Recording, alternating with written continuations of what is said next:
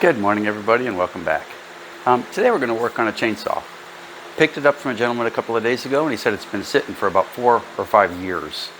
But when I got a look at it, it's really dirty, but it looks like there might be a good-looking chainsaw underneath it, and it doesn't look like it's got many hours on it. So, let's get to work. And for all you new people out there, don't forget to subscribe and hit the like button. Thanks. Okay, let's get started.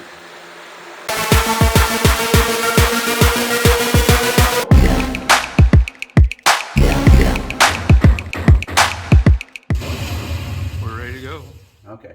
Since this has been sitting for quite a while, we're not even going to bother with trying to save the carburetor. We're just going to go ahead and replace it. Carburetors for these aren't particularly expensive, and it'll save me at least an hour worth of fooling with this. If you ever look for items to flip, especially weed eaters and chainsaws and little two-stroke motors, always check for compression. You should be able to just about pick it up by the pull string. This one's got a little slack on the string, but she feels pretty tight. Okay, what do we got here? Let's try you. Nope, let's try you then.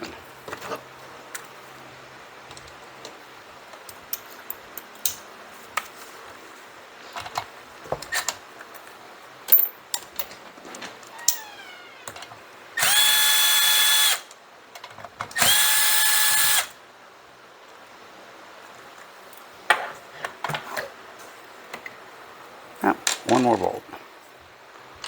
You? Yep.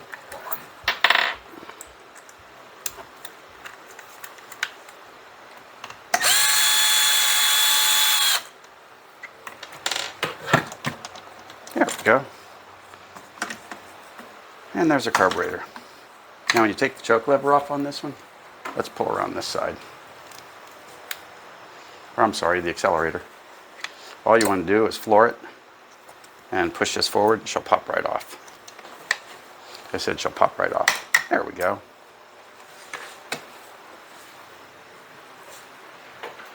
Trying to take it off from the other side would be a gigantic pain in the, well, you know. So set that off to the side. And don't forget, take pictures every time you work on something like this, because it looks obvious when you're taking it apart, but it's not going to be obvious when you're putting it back together, especially on a chainsaw carburetor with the plumbing of the fuel lines and things like that.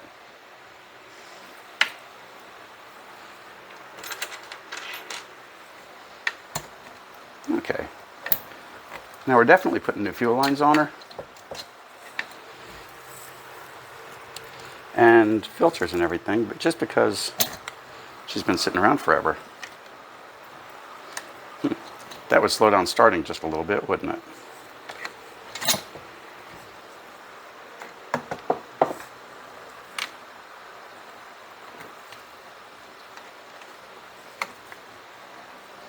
And I'll put a new primer in, which you have to reach for. We have to take this off to take the primer off easily, but that's not much work. It's just a couple of 3 screws. They're not that size, but they're a couple of 3 screws. Maybe you? You look kind of big for them. You are kind of big for them. We're playing Goldilocks here. One's too big, one's too little, and one's just right.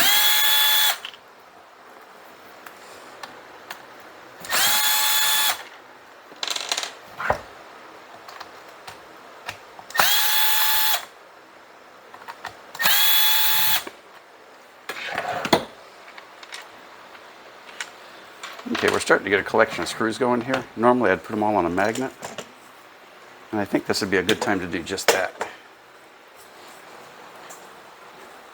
Because if you have one stray swipe, make one mistake, and all your screws are missing.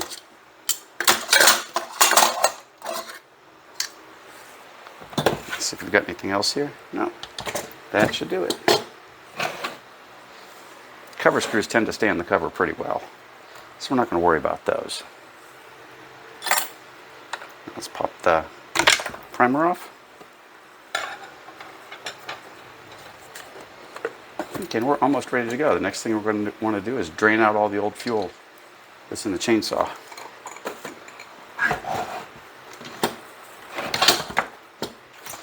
if it's got any old fuel in it, which they all. I'm going to pour the old fuel out and get a look at what she looks like. See how bad the gas is. I'm sure it's probably pretty bad.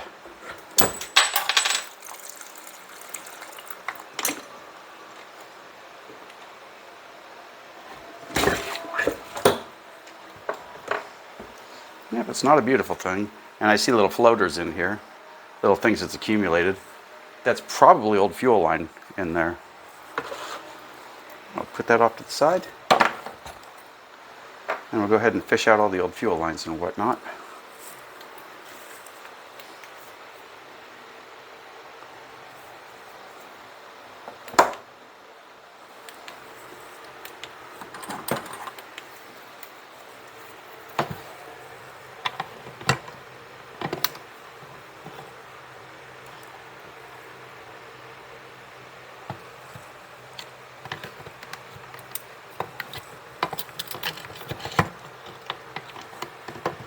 Interesting enough, I don't see a filter in here. And these fuel lines are just falling apart in my hand. So she's obviously been sitting for quite a while. The new ethanol-based gas is pretty rough, but it won't completely eat a fuel filter. If there was a filter in there, we'd be able to see it someplace.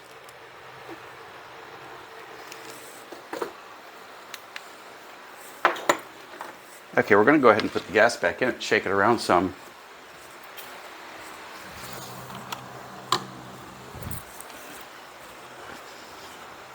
Sorry. We're going to go ahead and put the old gas back in it, shake it around some, and then pour it out. Because I'm seeing a lot of floaters in the bottom of the tank. And we'll take advantage of the old fuel to clean it. There's a plastic tank, so it looks okay. Whoops. There we go.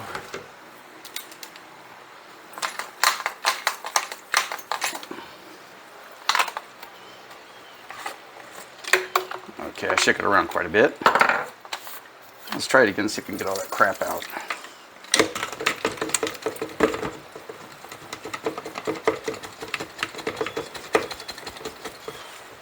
Now let's see what we got.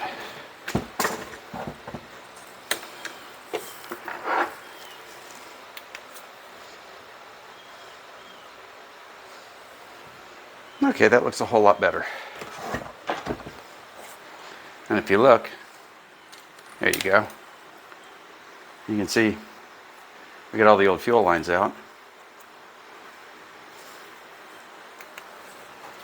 And again, no filter. So we're pretty happy with the inside of the tank.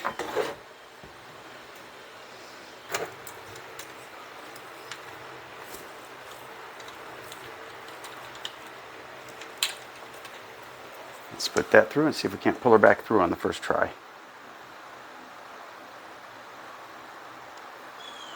Or in this case, it's the second try. I was running a line that was a little too big the first time.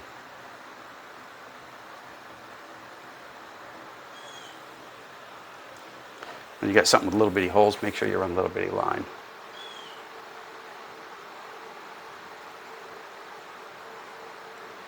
And if you pull this off without drawing blood on your fingertips, you had a good day.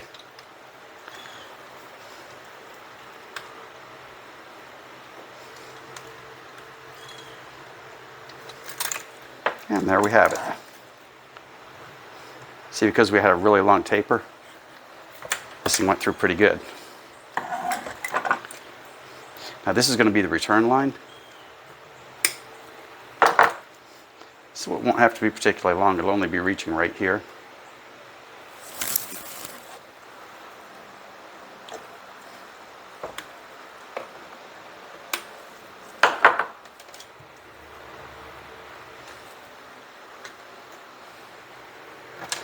The way this works is the fuel is sucked in through the line into the carburetor, and then out of the carburetor into the primer bulb, and out of the primer bulb back into the tank. And so this is going to go to the carburetor, this is going to go to the tank.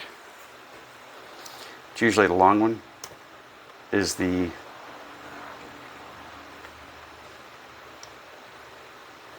is the exit side. Now, since we ran the little line, it's going to be a pain in the neck to get it on this ball. But it's not so small that it won't work.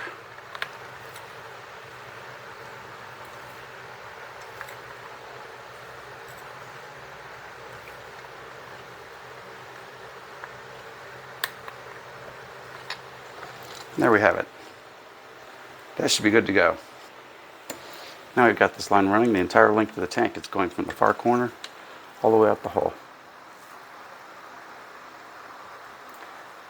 Now you might think you can substitute something for this, like make your own line running thing. Trust me, I've tried. You're better off just buying one.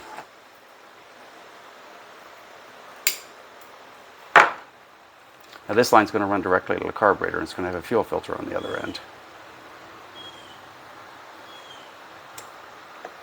It doesn't look very long, but it's a pretty small tank and it's running straight to the carburetor.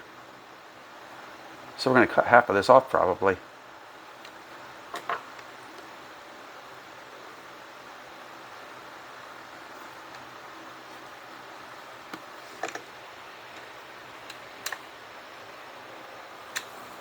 Okay, she's hanging on pretty good. So now we'll go ahead and throw a filter on her. And then when you pull it through, you'll just keep on pulling until she's the correct length on the other end.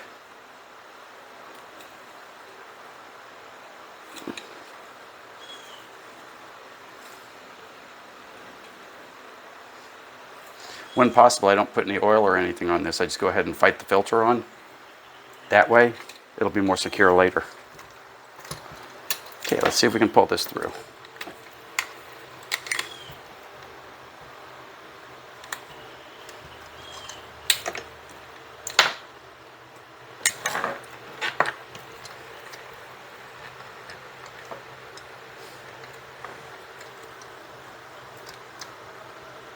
And I just felt her make it past the first step. Let's see what she looks like. So as you can see here, we can just see the end of the fuel line. And that's what I'm doing right now, is wiggling it around, trying to get to the point where I can see the rest of the fuel line. So come on, buddy.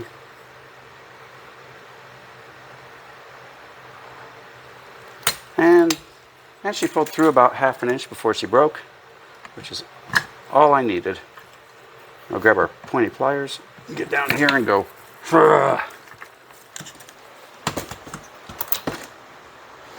And this is the part where you want to place your filter exactly where you want it.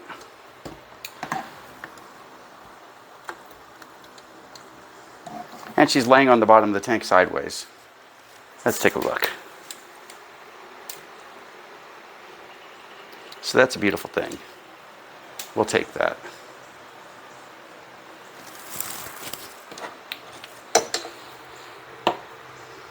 Okay, 5-minute break and we'll be right back.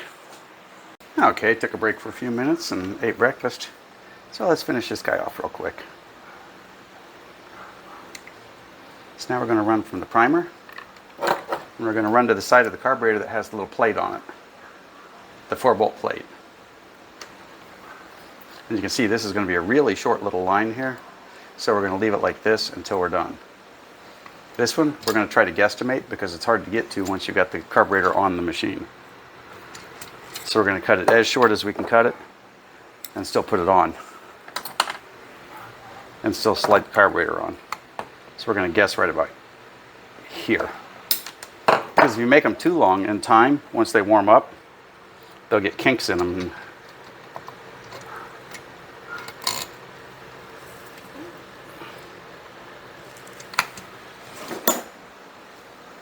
There you go.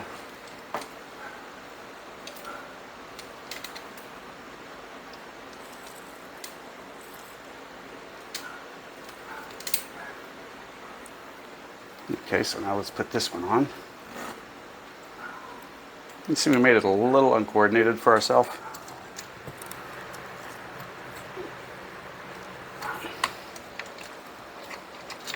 Up. Before we do that, we almost left out a part that this carburetor really likes, the gasket. Put our gasket on. Now we know our fuel line is short and it's making it arbitrary to put the carburetor on. but that's just okay. And we're going to run into the same thing on this side, where the primer, it just turns up and goes in. Notice we left our primer loose, because once we've got the carburetor in place, all we have to do is push it back in. So let's see how that goes. Okay, everything looks pretty good, so let's slide her on. That's a pretty nice fit.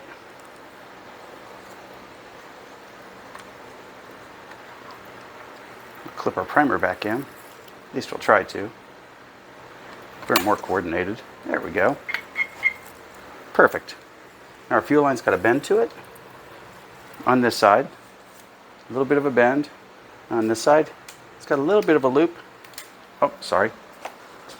On this side, it's got a little bit of a loop, but it looks good. There's no place for it to kink, and that's the important part. So let's slap her back together and see what we've got. First thing we'll do is go ahead and attach the trigger.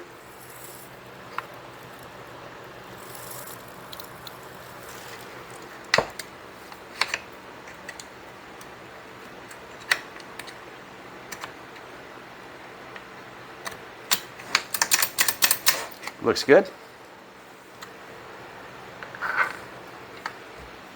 Next thing we'll do is go ahead and attach the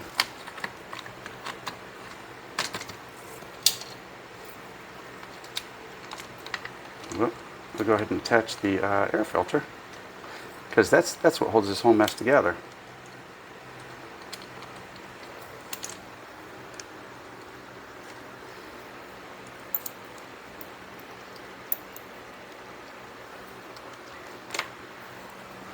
Since I'm a little bit uncoordinated, we're going to do this. See, that works like a charm.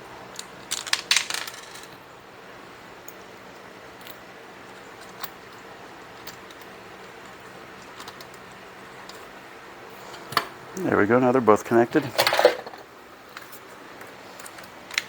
Now we can go ahead and snug her down.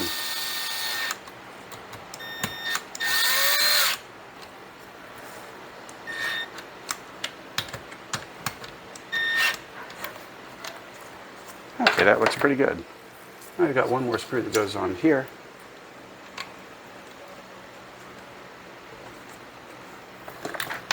There we go.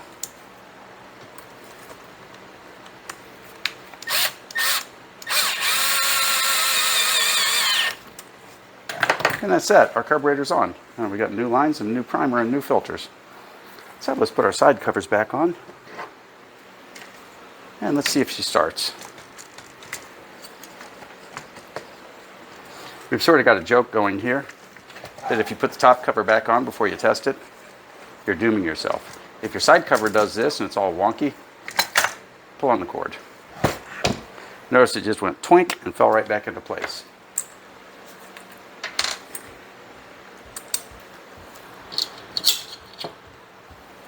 Okay, let's grab our side cover screws.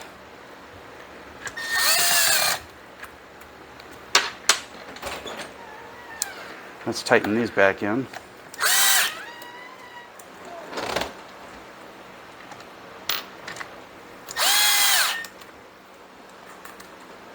Okay, those are two top ones, now we got two bottom ones.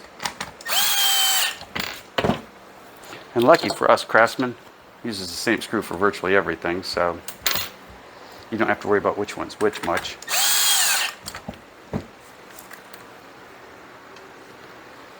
Okay, that's it. Oh, let's put the choke lever on. Now the choke lever runs right underneath here, but it just clips in. Pull it up to start. Up. Oh, we might regret that. We should have put that on first. But that's okay.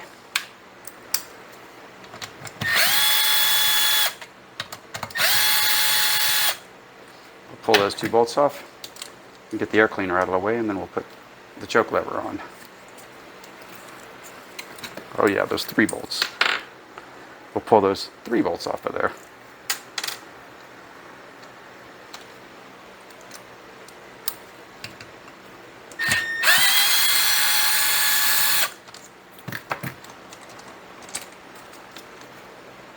we go.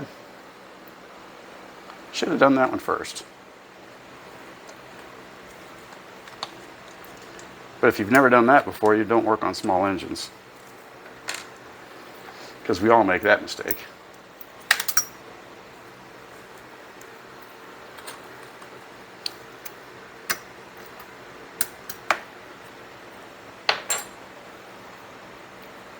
Drop nut down in the motor. Nice to have a little magnet like that around.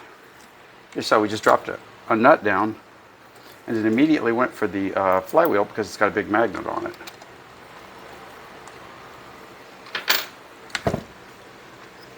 But since we had a really strong little magnet, it just sucks it right up.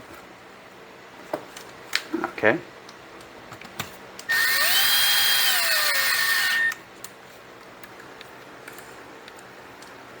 There's one. Now, I don't know how many times I've done that, where I put the air filter on and then remember the choke lever after that. Okay, and that's that.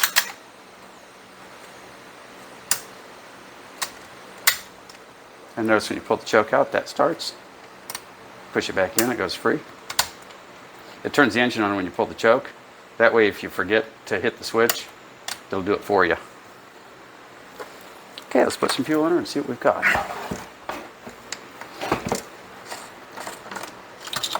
If this thing works the way I think it's going to, we're just going to go ahead and clean her up and put her up for sale.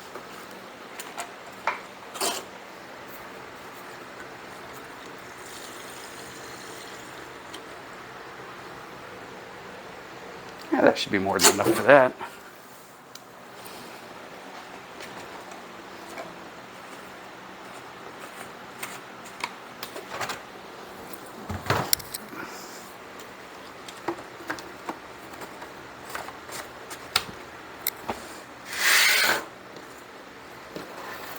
Okay, we'll put the air filter cover on and put the roof back on it after we hear her run. And it's entirely possible we'll have to do some tuning on the carburetor. From one to the next, you just don't know.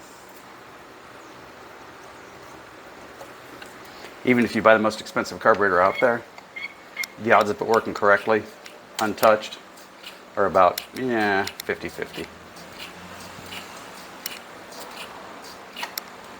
Okay, let's put her on the floor and start her, see what we got.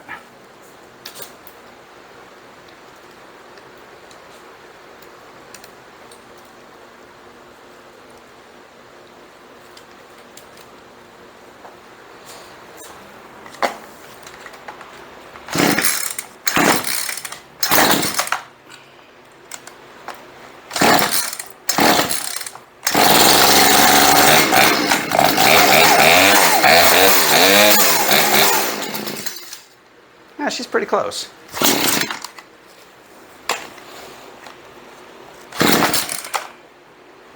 Let's choke her down just a little. Oh, we hit the switch.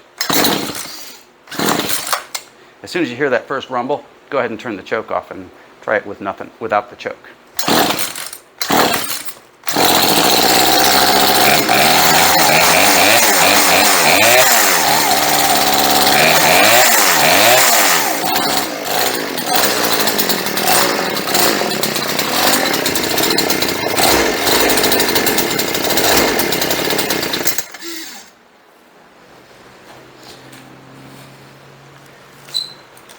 Okay, that sounded pretty good. You can tell the idle set a little bit too low, but in order to tune the carburetor, what we're going to do is turn the idle up just a little bit extra. And then, once we got everything tuned up perfect, then we'll tune her back down.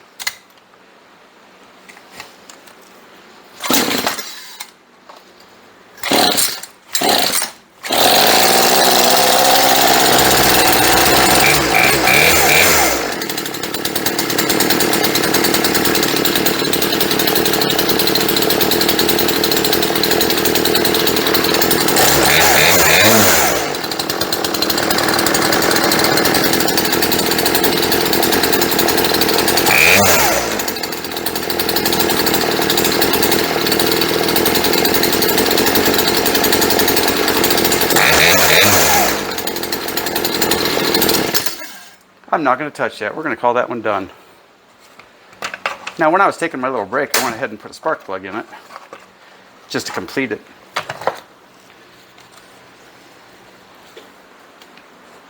This thing came out pretty good. And I got this at the right price, so there's definitely a dollar to be made here. Let's put the air cleaner on.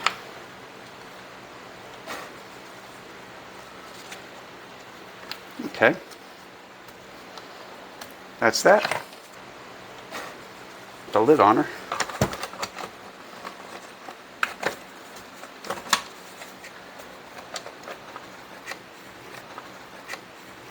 Let's get. Is that it? Yep, that's about it.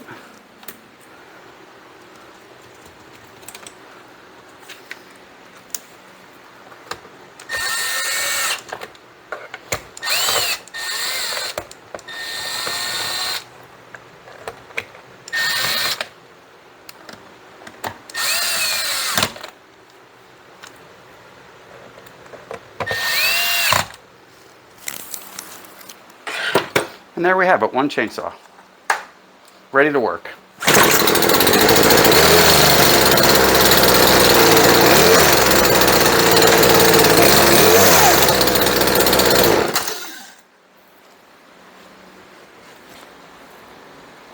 It doesn't get much easier than that.